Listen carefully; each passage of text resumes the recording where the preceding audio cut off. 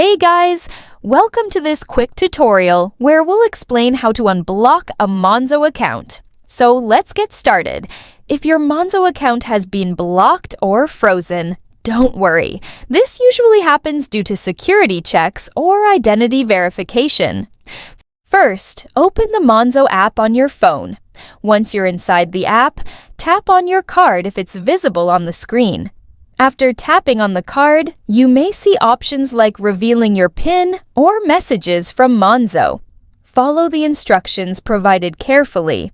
They may ask you to verify your identity by completing steps such as taking a selfie while holding your ID, uploading a photo of your passport or driving license, or confirming recent transactions. Simply follow all the steps they provide and submit the required details. Once your identity is verified and everything is confirmed, your account should be unblocked. Make sure your information is always up to date to avoid this issue in the future. And that's it. If you found this video helpful, consider giving it a like and subscribe.